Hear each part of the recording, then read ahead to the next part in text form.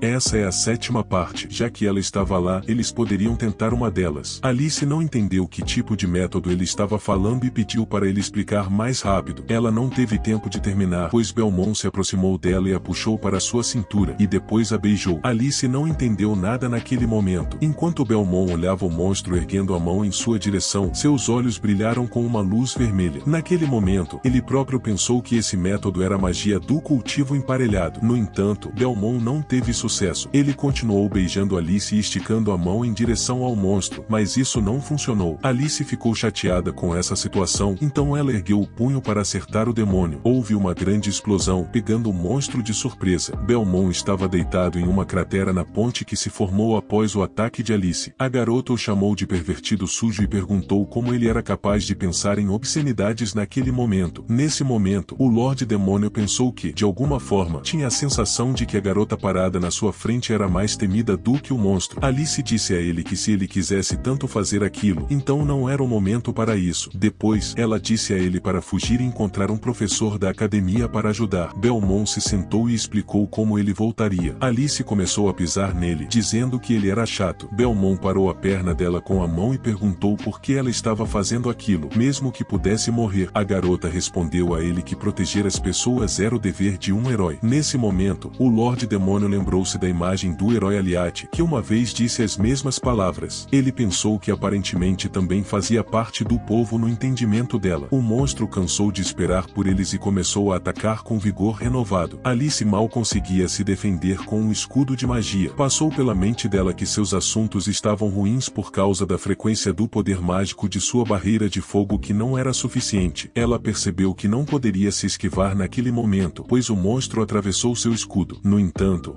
Belmont chegou a tempo e conseguiu pular com Alice. Houve um estrondo e uma grande nuvem de poeira. Rose, pigarreando, perguntou ao demônio por que ele não fugiu, pois não era hora de bancar o herói. As roupas dela foram rasgadas devido à aterrissagem brusca. Belmont, olhando nos olhos dela, esclareceu que, se o dever do herói é proteger as pessoas, então esse dever também inclui a proteção dos demônios. Alice concordou com isso. O Lorde Demônio disse. Quando Belmont declarou que ele definitivamente deveria passar no exame e se tornar um herói, a garota ficou surpresa com suas palavras e se virou. Ela afastou a cabeça de vergonha, dizendo que entendia. Nesse momento, o monstro os atacou novamente e Alice exclamou que tudo estava perdido, pois eles não tinham mais como conter seus ataques. Belmont respondeu que eles não precisavam contê-los. A garota perguntou sobre o que ele estava falando. O Lorde Demônio agarrou abruptamente a mão de Alice e a sentou. Ela disse a Belmont que ele havia esquecido exatamente em que situação estavam e que claramente havia algo errado com sua cabeça. Belmont pediu a ela para se acalmar e concentrar seu poder mágico, que começou a ser transmitido para ele. Alice não entendia o que estava acontecendo e tinha a sensação de que toda a sua magia estava se acumulando na palma de sua mão. O demônio informou a ela que o gracioso velho estava certo, pois seu nível inato de magia era muito alto, mas suas habilidades de controle não eram suficientes. Alice não entendia o que ele estava fazendo,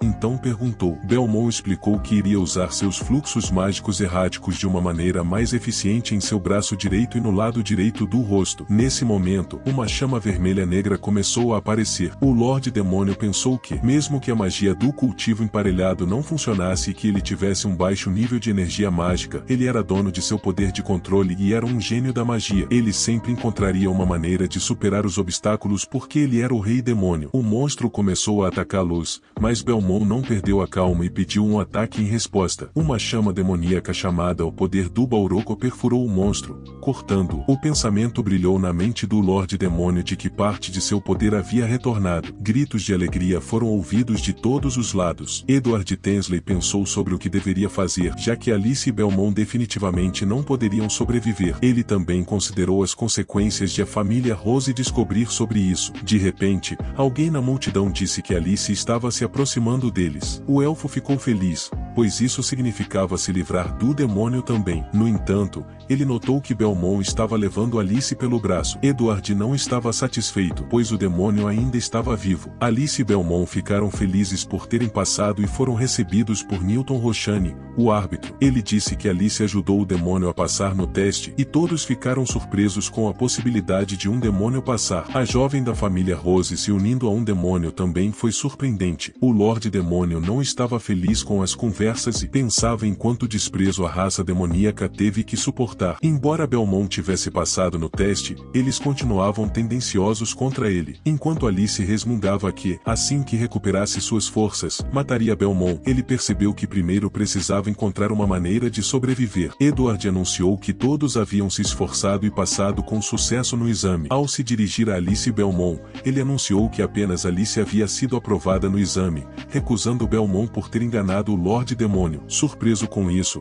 todos começaram a falar sobre o fato de não terem ficado surpresos. Belmont tentou convencer o examinador, mas foi interrompido por Alice. Ela explicou que ele estava com ela o tempo todo e, embora fosse difícil para ela aceitar isso, admitiu que só conseguiu passar no exame graças a ele. Estava disposta a testemunhar o fato de que Belmont não o enganou. O jovem ficou impressionado com suas palavras, e Edward, com um sorriso, disse a ela que ainda era muito jovem. Ele também lembrou que os demônios ao seu lado naquele momento não eram criaturas amigáveis, e a raça demoníaca era assim chamada por uma razão. Edward convocou um círculo mágico e anunciou que, como inspetor examinador, era seu dever impor punição por trapacear. Outro círculo mágico apareceu sob os pés de Belmont, quase o atacando, mas o elfo levou um soco no rosto e voou para trás com o golpe. Todos os candidatos ficaram maravilhados com a ação. Belmont disse ao elfo que ele poderia falar o dia todo, mas ao mesmo tempo estava fazendo suposições irracionais. Edward se levantou segurando sua bochecha esquerda quebrada e disse que o demônio ousou bater no examinador com um rosto ameaçador. O jovem o advertiu, dizendo que se ele não entrasse na academia apenas por não gostar de demônios, então Belmont iria torcer a cabeça de Alice naquele momento. Edward lembrou como o demônio atacou o rosto e então pensou que, apesar do fato de Belmont não ter magia alguma, seu poder de controle mágico atingiu alturas incríveis. O jovem não só é capaz de quebrar o círculo mágico do oponente, mas também pode pegar emprestado o poder mágico de outra pessoa. Edward estava com raiva e chamou o Lorde Demônio de canalha e sem valor, embora não entendesse como ele ousou acertá-lo. Mas ele foi interrompido pelas palavras de uma garota que se aproximou dele e disse que um aluno extraordinário havia se juntado a eles neste ano. Ela era uma garota com belas formas, cabelo preto e um penteado quadrado, além de olhos âmbar. Ela acrescentou que queria cumprimentar Belmont pessoalmente. Exclamações dos alunos foram ouvidas de todos os lados,